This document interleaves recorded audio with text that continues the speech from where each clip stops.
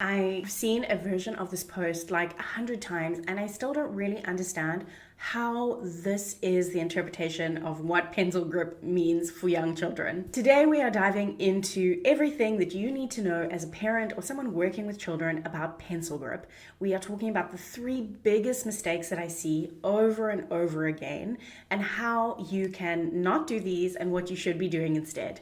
And we're even going to be talking a little bit about Taylor Swift's pencil grip, so make sure to stick around till the end. I wanted to just mention that if you have any questions about what kind of grip your child is supposed to be using and actually their holistic development for each age group, you can go and grab the milestone charts that are linked below. They walk through ages 1 to the end of 4 and every single area of child development and what we would expect to be seeing your child be mastering at those age groups. You can grab that below. As an occupational therapist, one of the primary things that I see people kind of getting confused about when it comes to pencil grip is that they think that we should outrun development.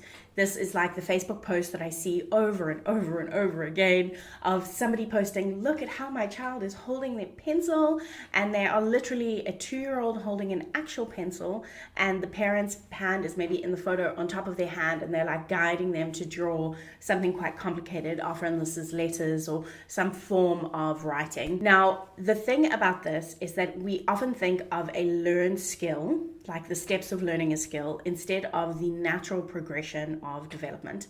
So our children obviously are not just mini adults, they are actual humans that are growing, and they're growing in many ways, not just their cognitive ability to understand the world, but also their physical body. So if you see this x-ray that's up on the screen now, it kind of looks at a hand and what a hand actually looks like in the inside for a young child versus a adult. Now, our hands are incredibly complex. When we did dissections in university, the hand was like one of the scariest places to go because it is really complex. They are a quarter of the bones in our body are found inside our hands. There are 27 bones and many muscles and ligaments. The attachments of the muscles are very intricate, and this is something that takes time to develop. So if you see in this x-ray, the 2-year-old's hand is not even fully developed in terms of the bone structure. So it's not the same as saying this is a learned skill, right? Holding a pencil is a learned skill. We're just going to teach you, your crocodile grip, and you should get it. Irrespective of your age.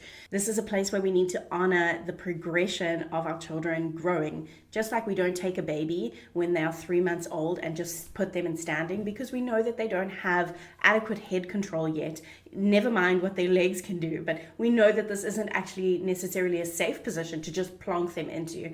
So it's the same with hand function. We don't want to just immediately start putting pencils or trying to force our child into some kind of writing or some kind of really refined grip, because we want to honor that they actually do need to go through the steps of their natural development in order for all of those structural things to be taking place well in this time. The second big mistake that I see parents and people working with children falling into is putting correction over exposure. As I said, in the early years, we really are wanting to honor this natural developmental progression that is happening in our child's hand.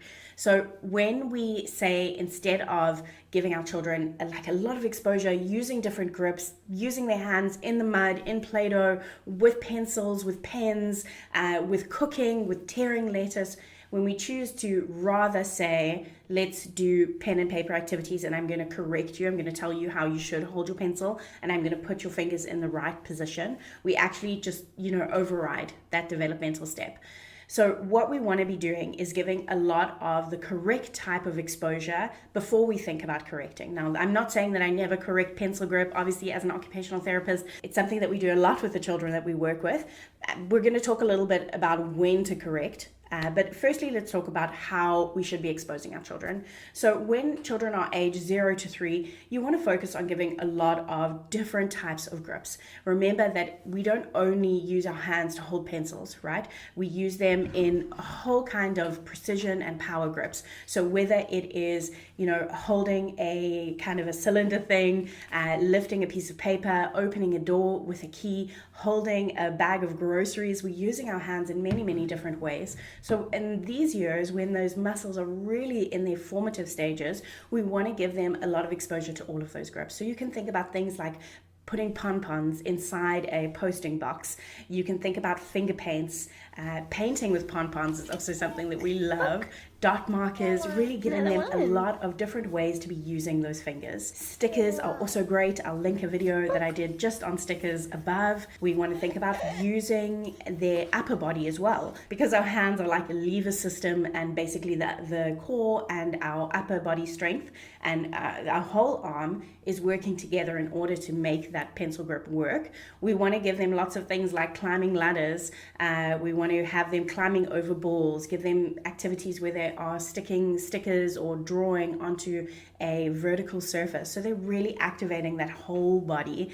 The whole body is involved in your child's pencil grip. And then when they get to around age 3 and from 3 to 5, that's when we want to be thinking a lot about coming more alongside them. So we're drawing simple pictures with them. We're doing a lot more pre-writing kind of exposure. And again, I'll link another video that I did all about pre-writing skills and some multi-sensory ways that we can be playing this out above.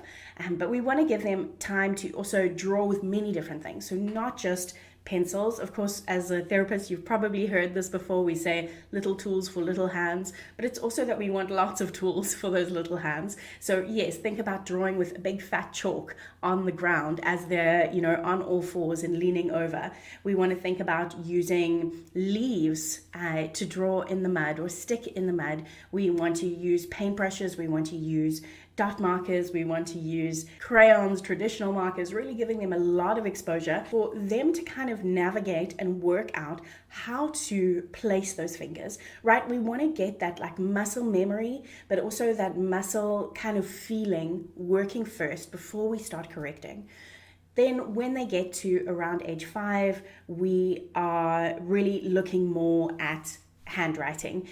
We are looking more at that grip, and the grip that we would expect also changes over the years. So as our child is around 18 months, we're kind of expecting that they would be holding a pencil like this, that their thumb is pointing upwards and they're just kind of drawing with their whole elbow. As they get to around 2 to 3 years, we're seeing that they move more to something that's holding at the top of the pencil, and sometimes the thumb will be moving more downwards for this grip.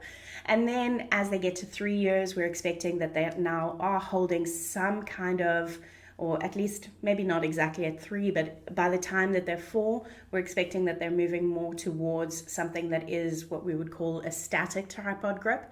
And then as they progress, when we're getting to 5 and up, we're looking that the grip is a little bit more dynamic. One of the questions that I get a lot in my DMs is about when we should actually be correcting. Like, when should we tell our child who's holding the pencil like this at 5 years old, should we be telling them to move like this? What should we be doing? So for me, I always want to focus firstly on exposure. If for whatever reason, maybe it's like a balance structurally in the house that your child is having more TV time than other things, whatever the reason may be, if we feel that the exposure piece isn't there, that they're not on a daily basis being exposed to other kinds of tools that use their hand, that's the first way that I would correct. That's like step 1.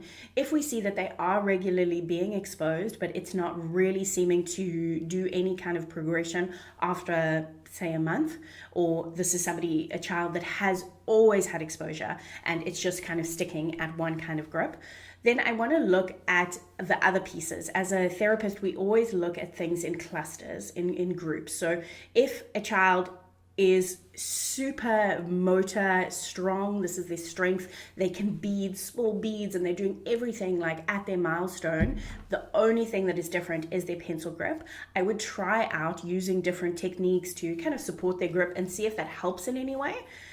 If it is a child that we're seeing like, no, actually motor is an area that is quite difficult for them, we're seeing that they slouch a lot, so that's a sign that maybe the core isn't quite as strong as we want it to be. We're seeing that they sit in W, again, another sign that core might be a bit weak. It also might be a sign of some balance things. So we're looking at other red flags in terms of their motor development. If we're seeing those present, then yeah, I would say maybe we're going to be looking at if this is something that therapy could support. And then obviously that's not just about the pencil grip, right? That's about like the full body function. So when we do kind of start looking at should we be correcting pencil grip, we have to look at the functional ability of the hand versus just what the grip looks like. So as you may have noticed recently, Taylor Swift put out these new videos, and in one of them it like exploded the OT world because she's holding her pencil in like not the kind of grip that we would recommend, right? It's not a static dynamic tripod grip there. It's something very different. But what we kind of look at now is not just in terms of does this fit the exact cookie cutter thing that we say is the best way to hold a pencil, but is it functional? And this is something that can be a little bit tricky to kind of navigate, right? Because for many children, they will be in their lifetime sitting history exams when they are older, and they will need to be holding that pencil and writing like a motor. I don't know if you remember, I used to like almost have like bleeding knuckles at the end of my exams.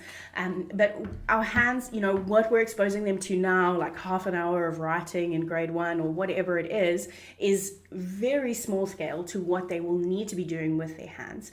So we want to look at the really like long-term functional ability of the hand.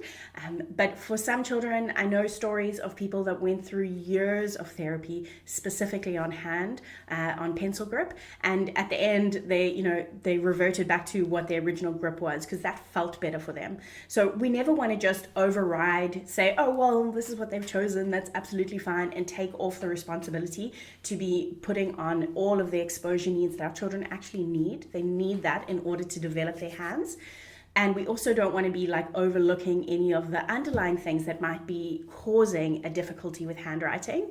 Because again, this is the time, the little years are the time that if there is any kind of intervention that's needed, any support that our children need in their development, we want to have that happen now while those muscles are still forming, before the motor memory is like completely cemented. So you may be asking now, how do we then use pencil grip? Like if our child is not yet 5 and we're not really focusing on writing yet, how are we supposed to do all of that pre-writing component? And I have a video linked on your screen now, which is all about pre-writing, what we expect and what each age group should be doing in terms of pre-writing. So go ahead and check out that video. I will see you over there.